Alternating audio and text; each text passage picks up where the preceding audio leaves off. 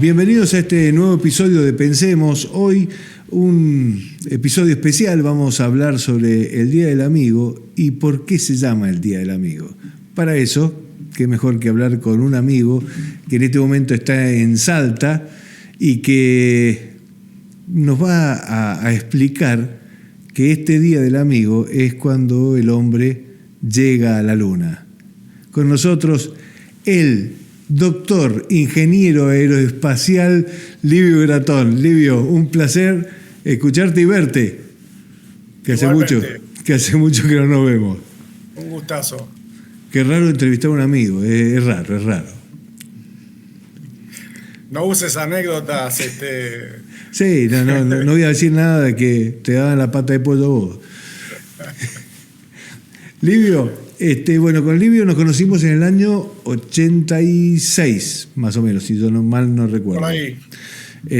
Los dos estábamos empezando la carrera militar, los dos éramos cadetes de instituciones militares, él era de ejército, yo era de la armada. Y teníamos la pasión por el rugby, así que nos enfrentamos un par de veces ahí jugando al rugby. Pero nos conocimos en un colectivo. En un colectivo. Y bueno, yo te vi el apellido, te pregunté y ahí intercambiamos algunos datos y después nos vimos en un Interfuerzas y sí. Después cuando fui destinado a Uspallata, ahí...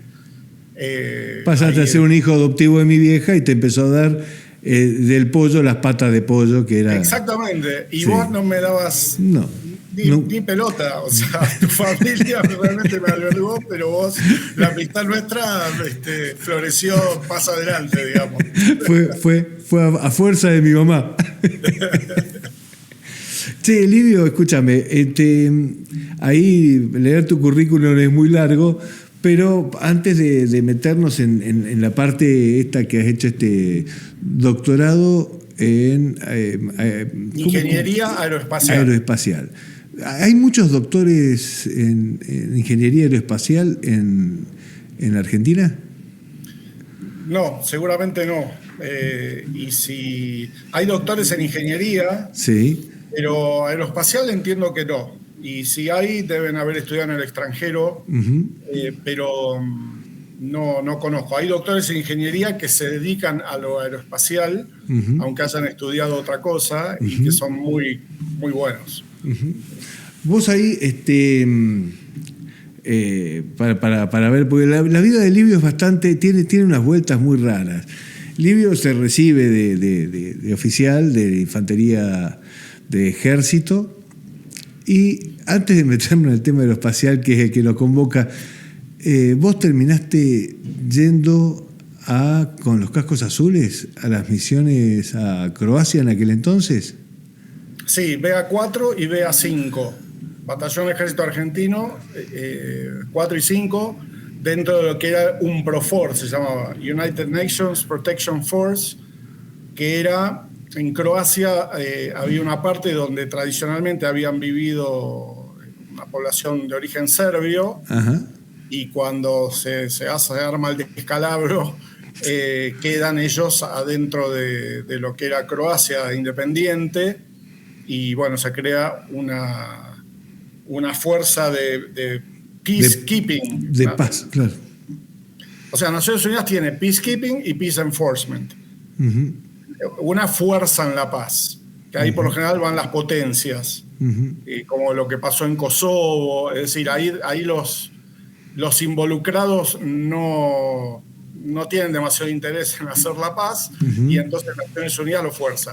Y peacekeeping es cuando los dos bandos deciden hacer la paz, pero desconfían uno del otro, y llaman a Naciones Unidas para que haga como de observador del otro lado, que el otro no esté haciendo lo que no corresponde, digamos. Y ahí en particular fuiste condecorado por Naciones Unidas y después por el Congreso de la Nación Argentina.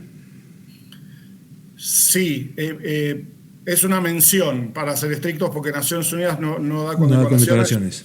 Es una mención al valor, porque en la zona nuestra un jeep holandés entró a un campo minado y bueno, éramos los que también era parte de las fuerzas estas de paz, ¿no? Sí, Sí, los holandeses proveían las comunicaciones. Ajá. Entonces había una antena ahí lejana y fueron a verla, y había un campo minado en el medio, así que ese jeep voló por el aire. Uno de ellos llegó a la base nuestra, y así que lo fuimos a buscar.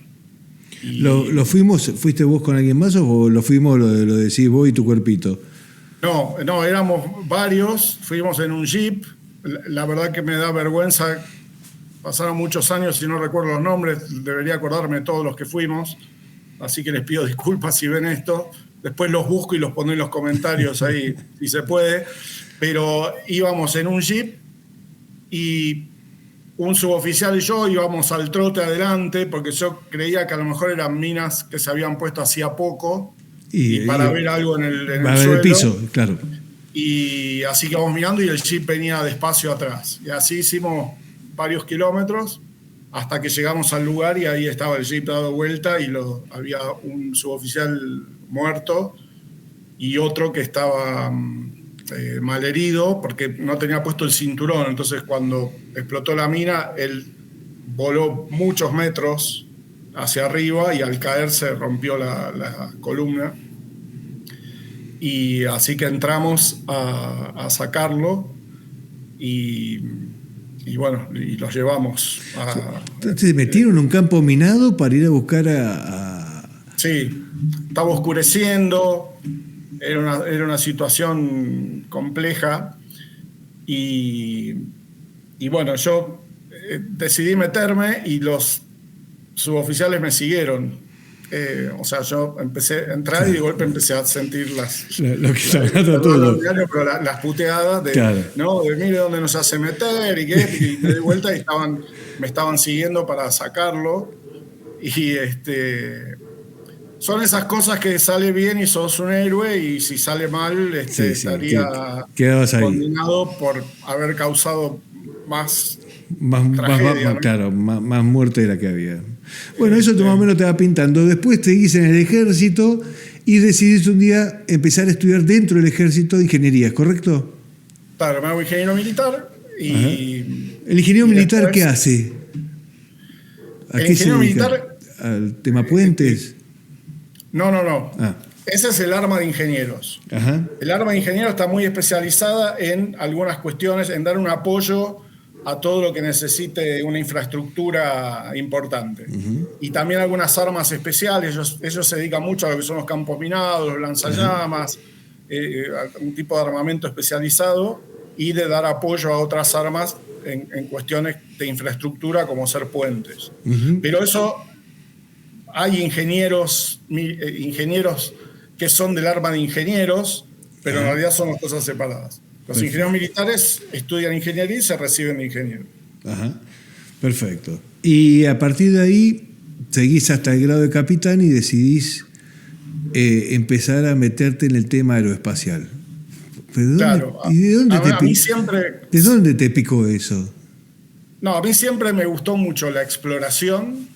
Ajá. En general. Las expediciones de Stanley, de Livingstone en África para encontrar el origen del Nilo, sí. Magallanes. Barton no era uno de ellos. Barton no era. Barton puede ser. Barton, uno de los que va en la búsqueda del origen del Nilo. No me suena, pero puede ser. A mí me suena Stanley, Livingstone y pero puede ser que haya alguno que se me escape. Es el lago Victoria, ¿no? Sí. Mira, no quiero mentirle a tu audiencia. Yo me acuerdo porque había una película, no es que se ha leído, pero había una película que se llamaba Las Montañas de la Luna, que si no la viste, buscala, porque es todo la búsqueda del origen del Nilo. Es muy probable. Digamos, fue un inglés que se perdió, sí. Y en realidad él se había quedado chocho de la vida haciendo medio de cabecilla de alguna tribu ahí local, sí. Y los norteamericanos organizaron una expedición costosísima para ir a buscarlo. Cuando llegaron él no se quería ir, pero dijeron no, que venimos. Se lo llevaron, claro. Y después en la fiesta de del gran festejo de que lo habían recuperado, se equivocó, abrió una puerta que era un balcón y se cayó y se mató. A verificar. Pero, a confirmar. Puede pasar. Bueno, te dedicas a eso. Y ahí empezás a meterte en... Bueno, por eso te decía, a mí siempre me gustó la exploración y dentro de eso la exploración espacial es una parte muy importante. Y entonces, en algún momento me picó eso de ir por ese lado. Y conseguí una beca en Estados Unidos, rendí unos exámenes, fui a una entrevista y demás, y inicié una maestría de ciencia primero y después me becaron también para el doctorado. No en lo que es tripulado, que es lo que a mí siempre me apasionó y lo que estudié, pero bueno, por lo menos estaba cerca, era lo espacial. Yo me dediqué a lo que es GPS y cómo aterrizar aviones en forma automática usando GPS, que era bastante más nuevo en ese momento, en la década del 2000. Ya pasaron algunos años. Algunos añitos. No fue ayer. No fue ayer. Y ahí hacés el doctorado en Illinois. Claro, en el estado de Illinois, en la ciudad de Chicago. Y ahí, en ese doctorado, vos te empezás a ya involucrarte más en el tema de lo que es la navegación aeroespacial. Y para desburrar a algunos, no por mí, yo por supuesto que nunca se me hubiera ocurrido pensarlo, pero ¿el hombre llegó a la Luna o no llegó a la Luna? El hombre llegó a la Luna, sí. Fueron 12 personas que caminaron por la Luna. Ah, mira, uno siempre tiene el recuerdo del Apolo 11, ¿no? Claro, pero después vino el 12, el 13 que no llegó. Que no llega. Que tuvo un problema y no llegó. 14, Houston, 15, estamos 16. En problemas. Exacto. Así que hubo 12 que pisaron la Luna. Y después hubo 9 más que la orbitaron. Ah, mira. ¿Y cómo se llama el Sputnik? ¿Todo eso también llegó en algún momento la parte rusa? Sí, el Sputnik es el primer satélite que orbitó la Tierra. Sí. Los rusos llegaron, pero no con personas. O sea, los norteamericanos son los únicos que llegaron con personas. Con misiones tripuladas. Ajá. Y llegan un 16 de julio, ¿no? No, salen de la Tierra un 16 de julio. Ah, porque yo lo que estaba justamente buscando los otros días era 16 de julio hasta el 24 de julio. Y digo que sacaron por aproximación el 20 de julio, ¿viste? No, el 16 sale, es desde que sale de la Tierra hasta llegar a la Luna, el alunizaje, la caminata lunar, la vuelta a reencontrarse en la órbita lunar y de ahí volver a la Tierra. Todo eso son 8 días. Y el día 20 es cuando el hombre pisa la... Exacto, ese era el alunizaje. Y vos sabés que, bueno, ese es el motivo. O sea, el Día del Amigo es el día en que el hombre pone su primer pie sobre la Luna. Y eso está hecho por un argentino. Sí. Sí, no conozco mucho de esa parte, pero sí, sé que lo propuso un argentino. Sí, y que mendocino debe ser, seguramente. Debe ser. Sí, claro. Sí, bueno, o sea que primero que el hombre llegó a la Luna. Eso de que la bandera no flameaba y no había viento ahí. No, a ver, hay algunos de esos cuestionamientos que son muy inteligentes y muy interesantes y otros que son cansadas, digamos. No pero, el de la bandera particularmente. No, la bandera era una bandera real que tenía un alambre para sostenerla más o menos como que flameaba. Ajá. Porque si no, se cae ahí, no hay atmósfera, así que no hay viento, no hay nada. Esa bandera seguramente se cayó porque estaba muy cerca del módulo lunar, entonces al subir seguramente se debe haber caído. Y no hay una filmación porque Aldrin, al hacer el despegue, se olvida de prender la cámara y entonces las primeras decenas de segundos hasta que él se da cuenta se pierden. Ah, mirá. Las misiones posteriores sí está eso filmado, incluso se avivaron. En el Apolo 17 ya tenían una cámara en tierra que enfocaba y transmitía. Entonces está todo filmado. Claro, para gente incrédula como yo, claro. Che, ¿y las sombras? Eso está todo, digamos, si ves los estudios, está todo explicado por qué las sombras son así, son asá y demás. Hay algo que hay una de esas respuestas que tardaron bastante en darse cuenta, porque parecía que había más luz de la que tenía que haber, y en algún momento alguien se avivó que sin atmósfera los trajes reflejaban muchísimo, porque el sol pegaba directamente en los trajes, claro. Y entonces de ahí salía esa luz, esa digamos, volumen lumínico que no se podía explicar. Pero en general de este tema, lo que es interesante es que estos cuestionamientos son bastante recientes. Sí. O sea, en la década del 70 nadie cuestionaba la Luna. Estaban las felicitaciones en los diarios. Imagínate que estaban en plena Guerra Fría. Claro. Si hubiera sido un engaño, si los rusos van a publicar un comunicado de los científicos soviéticos felicitando a los americanos. Sí. Y por muchos años Neil Armstrong contestaba todas las cartas que le mandaban al principio. Después ya eran tantas que, bueno, tenía una secretaria que tiene una respuesta donde decía, mire, gracias por su carta, pero mira, hay un montón de pruebas, y explicaba hasta que después se hartaron. Sí, ya. Bueno, hacer lo que quiera, pensar lo que quiera. La cosa fue evolucionando hasta la famosa trompada de Aldrin. No sé si no han visto el video, búsquenlo. Aldrin ya debe tener cerca de 80 años, y hay uno de estos negacionistas negacionistas de la llegada a la Luna, que le decía, usted es un mentiroso, que esto, que en la puerta de un hotel, hasta que le dice, y usted es un cobarde, y ahí el tipo lo invocó y lo tiró al piso. Porque es un tipo de 80 años contra uno que tendrá 30, claro. Y lo costó. Así que... Sí, escúchame, bueno, ¿y cómo una de las consultas así, lo burro que es uno, ¿no? Pero, ¿cómo hacían sus necesidades en el viaje? Bueno, digamos, tenían Yo me imagino que te pones a...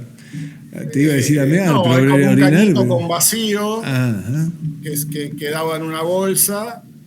Y después para lo otro tenían unas bolsitas y sus elementos para limpiarse. El problema es que cuando se escapa algo, bueno, queda ahí. Claro. Y ahí para agarrarlo es complicado. Claro. Pero seguramente también está el sudor. O sea, claro. La actividad del astronauta no es muy agradable en ese sentido. Porque no hay otra manera. O sea, al no haber atmósfera... Lo que, digamos, no es la atmósfera, es la falta de gravedad, si uno quiere. Perfecto. Exacto. Entonces, ahí las cosas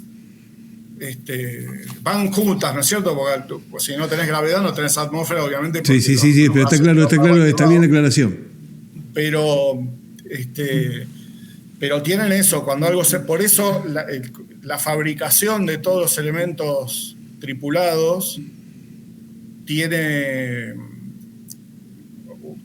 cuidados mucho mayores, porque si alguno se olvida un tornillo, después queda volando por ahí. Claro. Si queda un polvo, se lo tragan, o sea, así que tienen un montón de otras consideraciones. ¿Y la comida es cierto que eran cápsulas y ese tipo de cosas? Sí, bueno, en esa época tenían sus su comida preparada especial, pero tenía su gusto y a algunos les gustaban más que otras, digamos, pero eran precarios. Imagino que ahora yo me especializo mucho en el Apolo 11, ni siquiera sé tanto del proyecto Apolo en general, sí sé, y del resto de la historia tripulada, ¿no? Me he focalizado mucho en esa misión porque tenía un montón de interrogantes que son muchos más de los que uno puede prever. O sea, vos pensás que ellos bajaron con el módulo lunar que no podía ser testeado. La gravedad de la Luna es un sexto de la de la Tierra y Sí. no hay, y no hay atmósfera. Pará. La gravedad de la Luna es un sexto de la Tierra. ¿Eso es por un cálculo matemático? Porque la Luna tiene un sexto de la masa que tiene la Tierra. Y o sea que el tema era ese, es un cálculo matemático que se presume que es así. Ahora, si no fuera así... No, es así. O sea, había y eso confirmación de estaba comprobado que... porque antes hubo otras misiones Bien, que medían bien, la gravedad. Bien. Entonces, eso se sabía. No se sabía bien el mapa de gravedad. O sea, si vos en la Tierra pasás por donde está el Everest, va a haber más gravedad que si pasás por la fosa de las Marianas, porque hay más masa ahí. Claro. Entonces, la gravedad no es constante, y entonces el campo gravitatorio lunar no lo sabían exactamente. Entonces, cuando empiezan a hacer las órbitas de precisión a donde querían bajar, bueno, había algunos cambios y cosas que tenían que adaptar. Pero ellos, que eran pilotos, Armstrong primero fue piloto naval, participó en la guerra de Corea, era ingeniero, y después se hizo piloto de pruebas.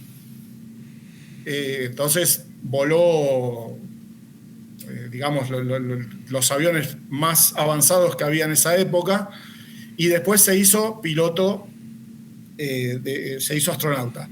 Pero vos pensás que es un ámbito que para el piloto es totalmente extraño. Claro. O sea, no tiene atmósfera, o sea que no tiene ninguno de los actuadores normales que tiene un piloto con las alas y con los flaps y demás. La gravedad es otra cosa totalmente distinta, mucho más liviana, y todo eso él por primera vez lo tiene que probar cuando hace el alunizaje. Claro, no. Incluso esos motores se encendían por primera vez ahí, no se podían probar antes. O sea, la cantidad de cosas que podían salir mal. Y el estrés que tendría una persona normal ante todos esos interrogantes. Por alguna razón, a mí el que más me afecta es ellos consiguen alunizar, bajan, recolectan las piedras, todos suben. Y cuando dicen, bueno, listo, nos vamos a casa, aprietan el botón y no enciende. No sé por qué. Imagínate, entonces, bueno, listo, volvamos. Vamos. ¿Y ahora? Pero de esas tenés 2 millones. Pero pará. ¿Pero eso es cierto o es una cosa tuya? No, es una cosa mía, absolutamente mía. Apretaron, no arranca.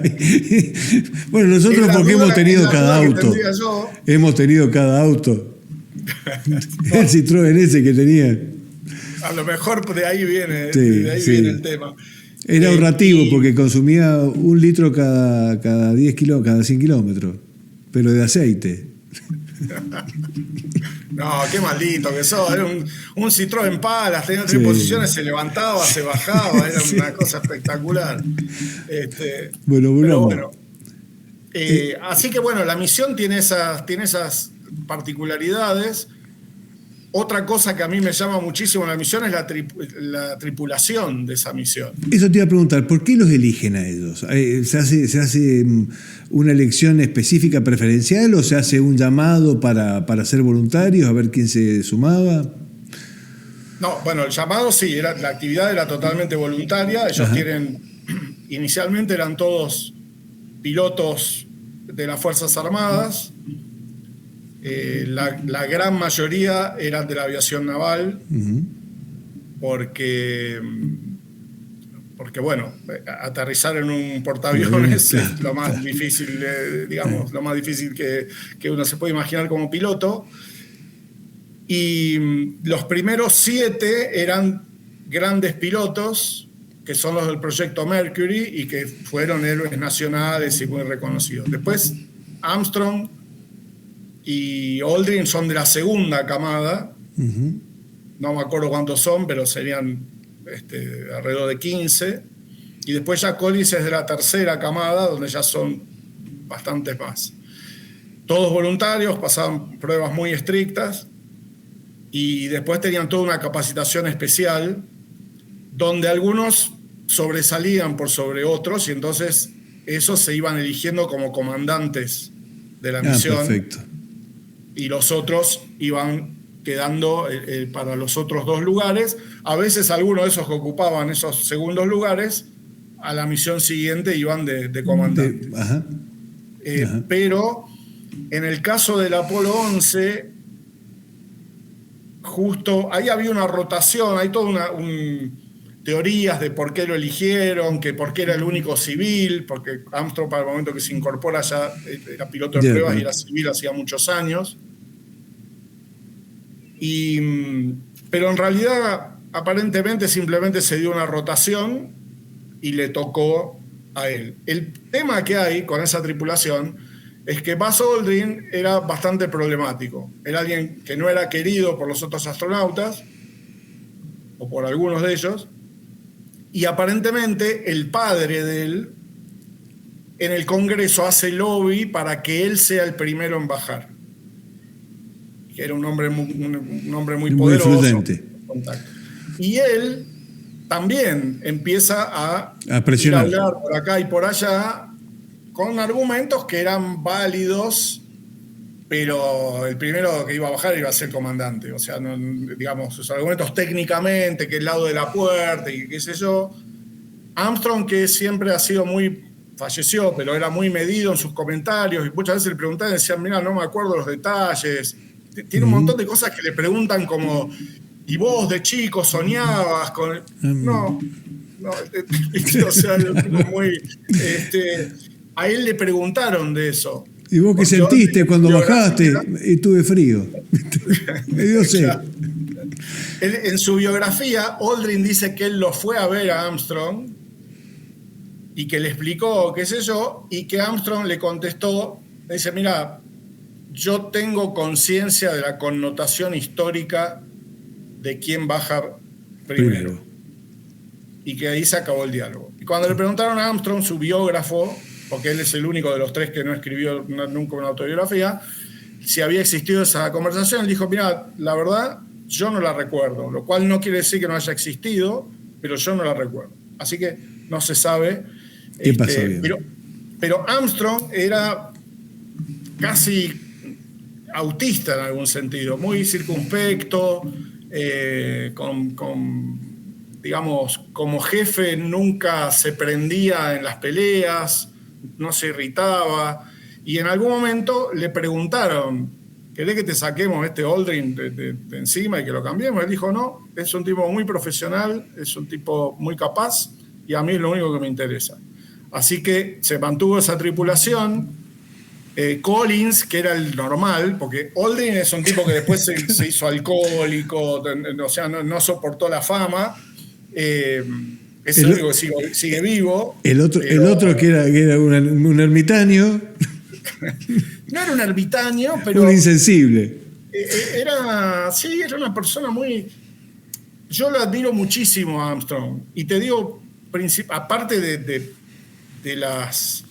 la crisis del alunizaje, él tuvo la primera emergencia en el espacio, que después si tenemos tiempo te la cuento, y después los últimos minutos del alunizaje fueron muy problemáticos, y él los resolvió con una sangre fría y una tranquilidad espectaculares, que después también podemos hablar de eso. Pero lo que yo más admiro de él es que pasó a convertirse en el hombre más famoso y más icónico del planeta, y aparentemente no lo cambió en nada.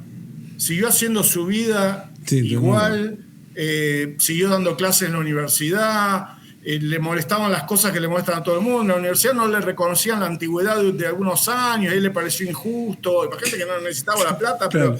Y entonces renunció y se fue. El secretario académico todavía lo deben estar rompiendo a patadas, pero... Todavía lo debe estar puteando. Eso es una cosa que a mí me resulta absolutamente asombrosa. Y después, en el alunizaje, él tiene varios problemas. ¿Qué es un problema? A ver, ¿qué es un problema ahí, por ejemplo? Un problema es, por ejemplo, vos estás bajando y cuando estás a pocos minutos de tener que alunizar, la computadora empieza a soltar alarmas. Pip, pip, alarma 1201, 1202. Imagínate, eran 2.500 alarmas, no tenía ni idea. Entonces, él seguía pilotando y él le pregunta a tierra, tenemos esta alarma, qué sé yo, cuando pasan 15 o 20 segundos vuelve a preguntar y dice, sigan. No le explican ni qué está pasando, nada. Y eso tiene otra historia maravillosa, que es que justo unas semanas antes habían hecho una práctica, no ellos, la tripulación alterna, o sea, la que iba si a ellos les pasaba algo. Claro. Y empiezan a meter presión al comandante. Está sonando la alarma, qué sé yo, y el tipo lo vuelven tan loco que el tipo dice, bueno, aborto la misión. Entonces, cuando se hace la revisión, le dice, ¿cómo vas a abortar la misión?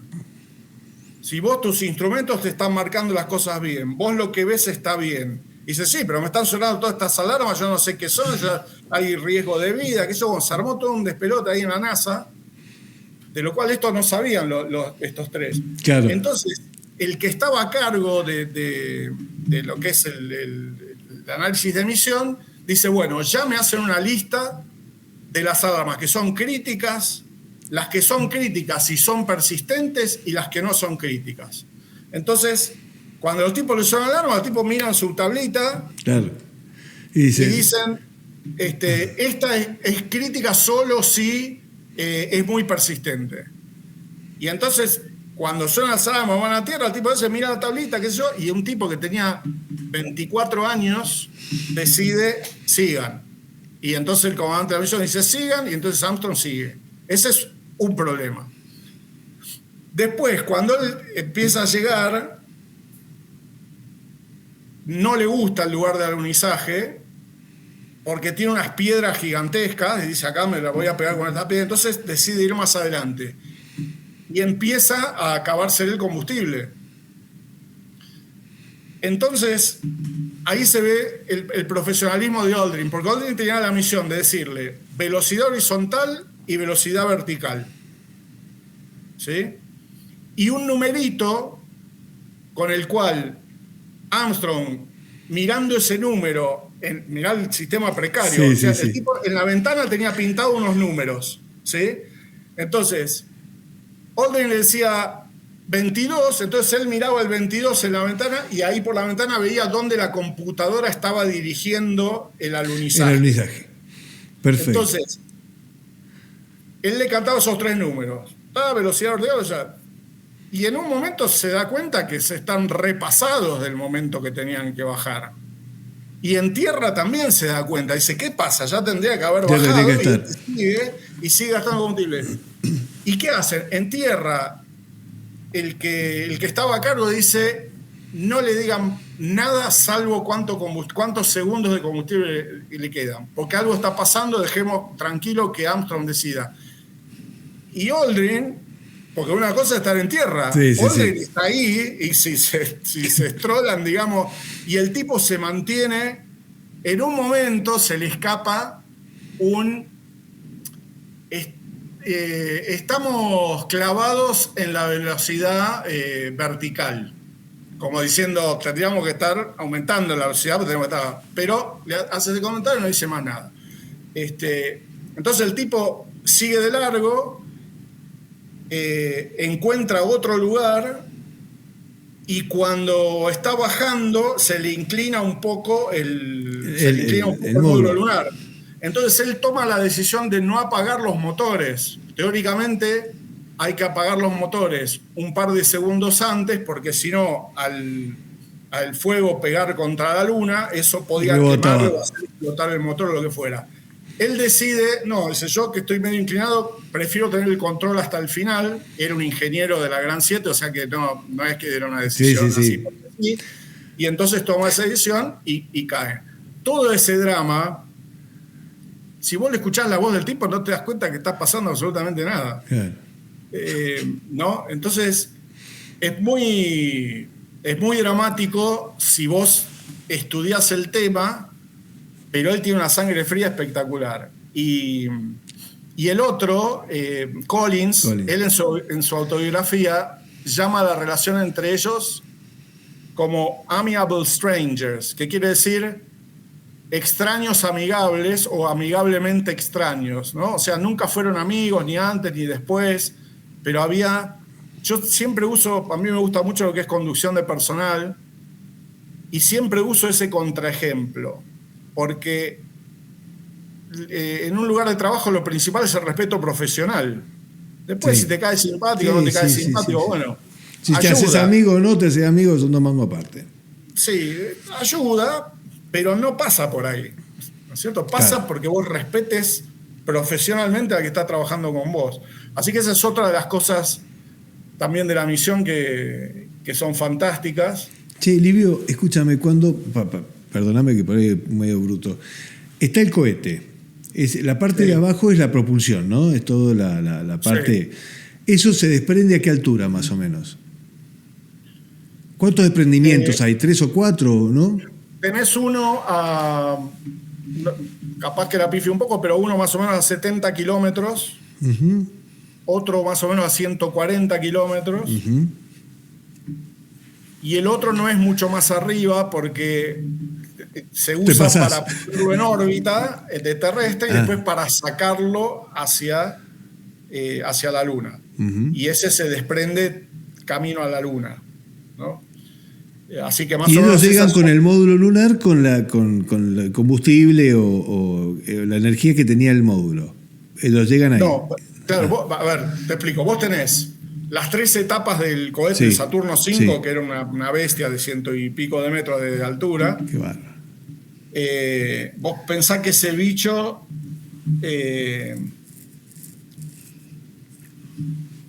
o sea,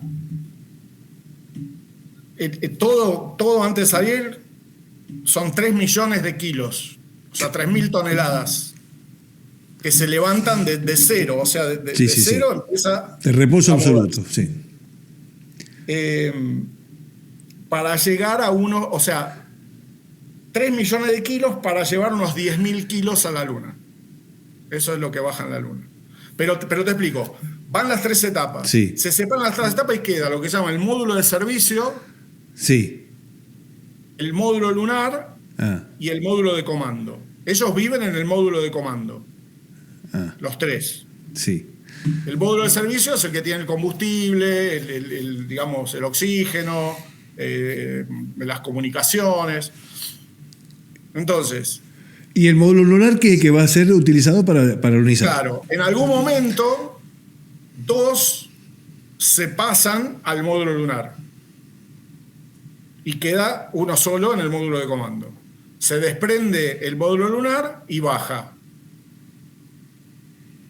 Esa es una de las cosas interesantes. Collins, por ejemplo, cuando le preguntan cuál era tu miedo, él dice, bueno, mi principal miedo era tener que volverme solo, o sea, que pase algo y tener que dejarlos ahí. Pero ponele que el módulo lunar cuando sube no alcanza, por algún problema no alcanza alto. Él tenía capacidad de ir a buscarlos un poco más abajo. Pero no era fácil, porque él iba a estar operando una nave que era para 3 él solo. O sea, que iba a tener que ir, mirar por el telescopio, por el sextante, hacer las cosas en la computadora, claro, manejar... ¿no?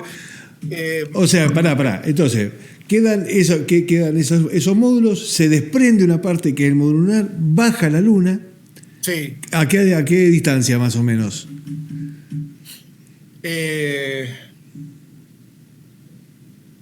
No me acuerdo, yo creo que estaba a unos 150 kilómetros de altitud. ¿En serio? Sí, pero... No, tengo que revisarlo eso. De la Luna, o sea, del módulo lunar, ¿a cuánto queda del otro módulo? Y de ahí ese módulo sube nuevamente con ese combustible. No todo, o sea, sube una partecita más chiquita que está arriba. La parte más grande, que con las patas para el alunizaje y demás, queda ahí. Claro, porque vos necesitas mucho menos combustible para volver, entonces... Incluso... Eso no se ve, esos detalles son fantásticos. Y te cuento otra anécdota. Viste que yo te dije que no apaga los motores. Los motores. Entonces la caída es bastante más suave de lo que estaba previsto.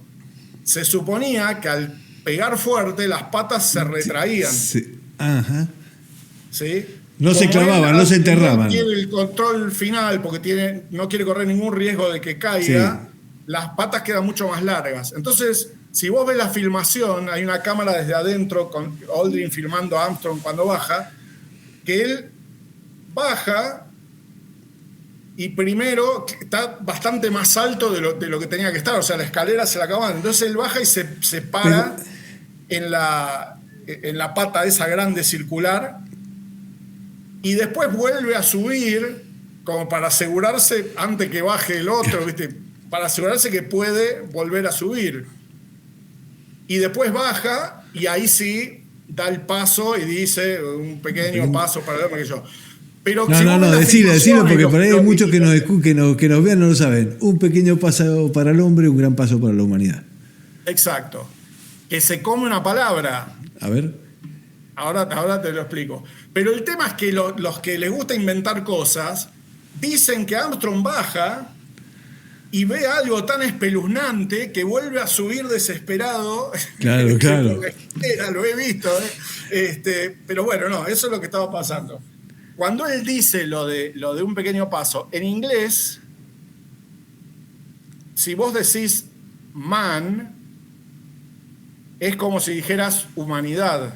Como cuando nosotros decimos el hombre, cuando hablamos de especie, el hombre ha evolucionado, ¿no es cierto? Sí.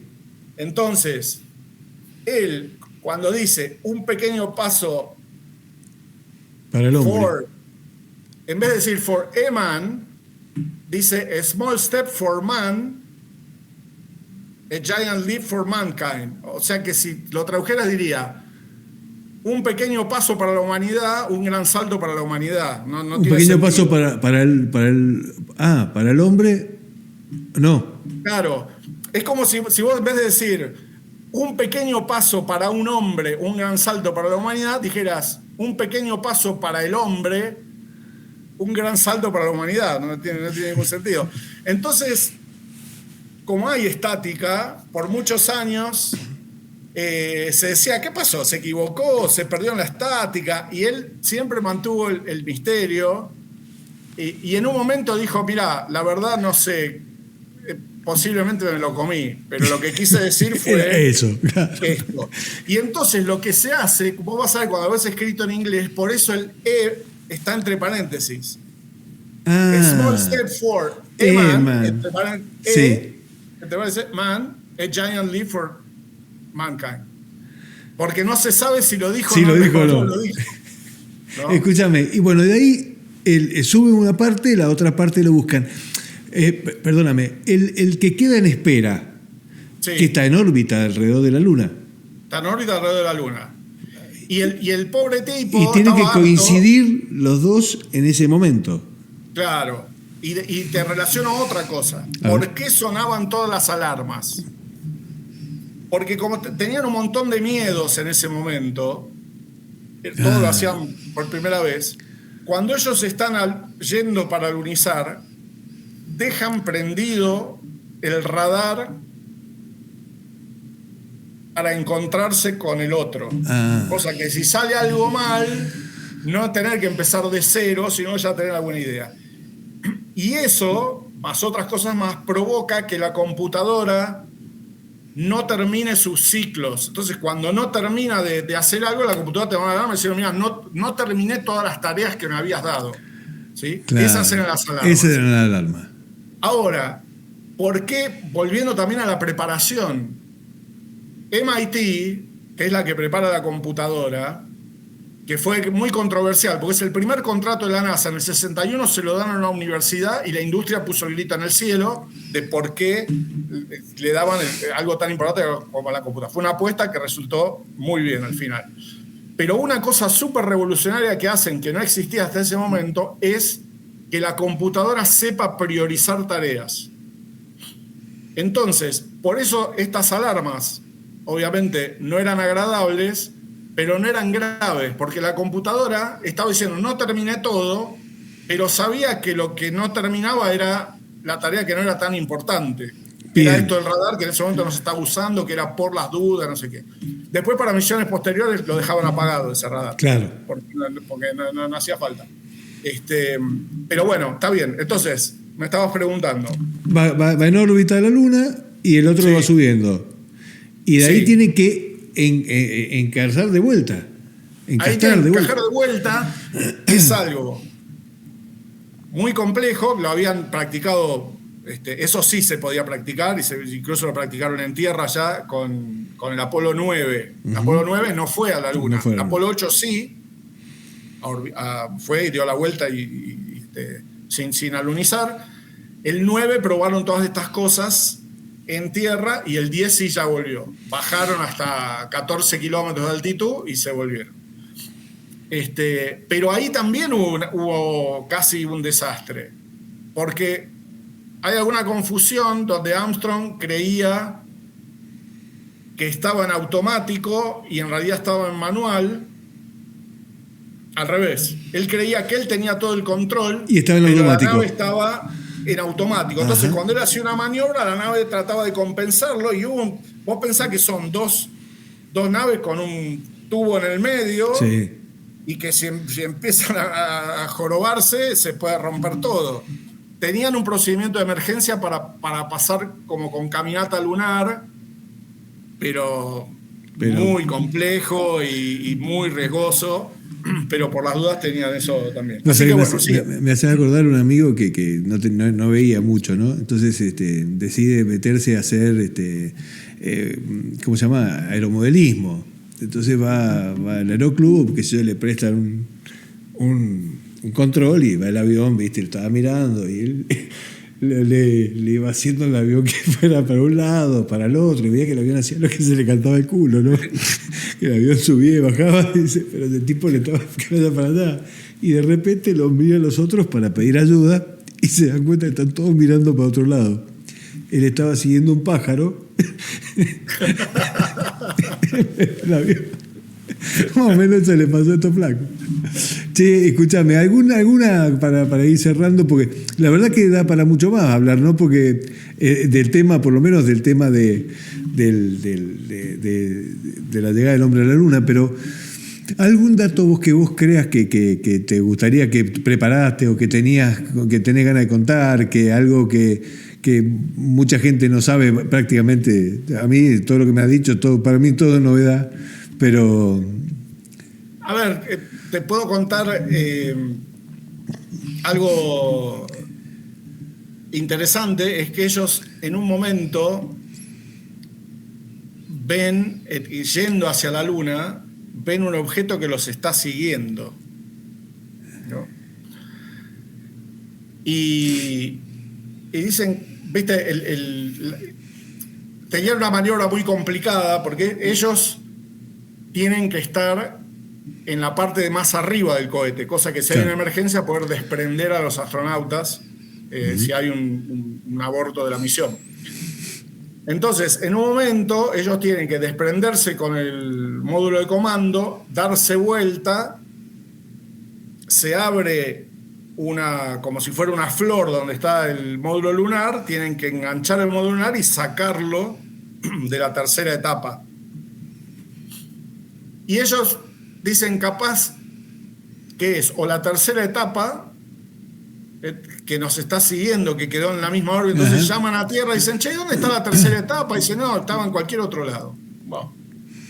Dice, ¿qué será? Bueno, lo interesante no es eso, porque obviamente para mí no era un extraterrestre viendo qué les pasaba. Posiblemente era uno de estos 4 pétalos que al desprenderse tal vez se derrotó por alguna razón quedó en una dirección parecida. Pero lo interesante es que ellos lo hablan entre ellos y deciden no decir nada, porque dicen, a ver si alguno se asusta y nos abortan la misión. Entonces se tragaron eso, no dijeron nada, y recién en el debriefing, cuando volvieron a Tierra y explicaron todo, que yo dijeron, mira, había una cosa que nos estaba siguiendo, que hice yo, que seguramente eran 2 pétalos, lo cual es muy llamativo, porque ¿no? Uno ex militar, los otros militares, Collins era de la Fuerza Aérea, Aldrin también era piloto naval, y que decía una falta de disciplina, si querés, gigantesca, y me resulta eso una anécdota interesante. Che, escúchame, y bueno, y una vez que engarzan, ¿no? Para terminar, engarzan. ¿Cómo vuelven? Porque ellos caen por fuerza de gravedad en el momento que tengan gravedad, ¿no es cierto? Pues ellos, a ver, vos tenés la gravedad de la Tierra y la gravedad de la Luna. Sí. Como la Tierra es mucho más grande, te atrae. Domina la Tierra hasta que estás bastante cerca de la Luna. Sí. ¿No es cierto? ahí ellos tienen que hacer una maniobra para quedar en órbita lunar, porque si no haces un 8 y volvés. O sea, Claro. por física, Claro. si vos te apuntás a la luna, das una vuelta y Y volvés, volvés a la Tierra. Tierra. Entonces, Pero a la vuelta, digo yo, a la vuelta. claro, porque- el módulo, viste que yo te dije que estaba el módulo de comando, el módulo lunar y el módulo de servicio. El módulo de servicio tiene un cohete que tiene suficiente fuerza para salir De la órbita Luna y lunar. volver a la Tierra. Que lo que necesita es mucho menos potencia, porque Sí. la gravedad, como la gravedad es un sexto, necesitas menos potencia para escaparte de la Luna y que te vuelva a atrapar la gravedad de la Tierra. Y una vez que te atrapa la gravedad de la Tierra, ya directamente es una especie de caída libre o sigue siendo con propulsión. No, vos te acercás, ya la Tierra te trae sola, pero hay alguna maniobra final porque le tenés que pegar el ángulo de entrada. Porque si el ángulo es demasiado suave, capaz que rebotás en la atmósfera y vas a parar a Saturno. Ah, claro, porque tenés que entrar en la atmósfera todavía. Claro. Y si es demasiado derecho, Puede explotar. la velocidad es demasiada. Entonces tenés que dirigirlo. Ahí ellos cuando están llegando se deshacen del módulo de servicio y entra solo el módulo de comando, que es eso que parece como un plato volador, Sí, si vos lo ves sí, que tiene sí. esa forma, Sí. y que tiene una coraza, digamos, que resiste grandes cantidades de calor. Entonces ya entran con eso, se pone al rojo vivo, Sí. a miles de grados, y cuando están a una cierta altura tiran un paracaídas que los frena un poco, y después ya abren los 3 paracaídas gigantes, que son los que hacen que caigan. ¿Y por qué no en se el mar. prenden fuego los paracaídas con el calor que tienen? Porque ellos liberan esa parte que se va quemando, ¿la liberan o No la se liberan, pero enfría? está del otro lado. Ah, Está enfrentando el aire Está y bien. los paracaídas se abren del otro del lado. otro lado. Perfecto. Una Y respuesta esos simple. módulos de comando están en los museos, en distintos museos de Estados Unidos, ¿no? Se recuperan. Los módulos lunares se pierden, la parte de abajo queda en la Luna y la otra. Vos trabajaste en la ¿Cómo? NASA, ¿no? ¿Trabajaste en la NASA? No. No. No, yo di alguna charla, invitado, algún evento organizado por la NASA, y en el laboratorio mío en Chicago había proyectos con la NASA, pero yo no trabajé en esos proyectos tampoco, porque por lo general son para norteamericanos, nada más.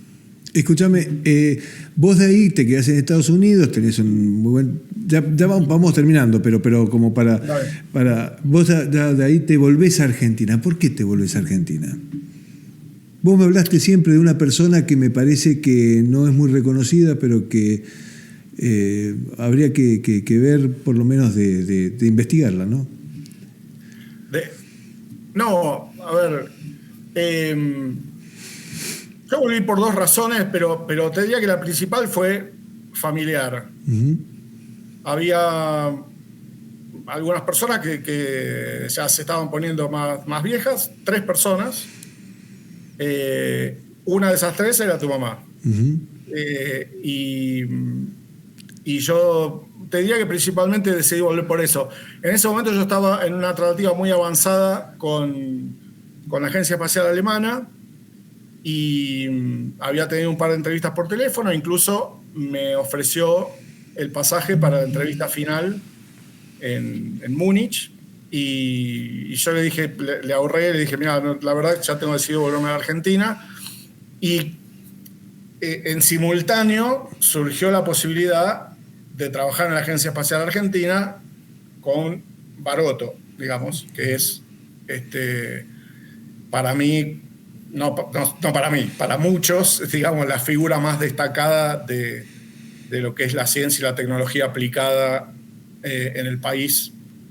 Para mí está a la altura de Sabio, Mosconi, digamos, gente que ha transformado el país en el área de él encima 2, porque primero lo hizo en el área nuclear y después en el área espacial. Así que... Una persona que, fuera de joda, yo creo que está para todas las personas absolutamente fuera de radar. Baroto. ¿Nombre de Baroto? Conrado Baroto. Para Sí. buscarlo, googlearlo, para quienes se interesen. O sea, en el mundo nuestro todos lo conocen. Claro.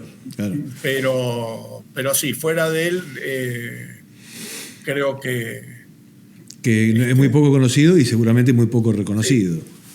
La otra día estábamos hablando que queríamos tratar un poco la historia de Mosconi, viste también esas personas que hacían esas cosas que realmente fueron revolucionarias.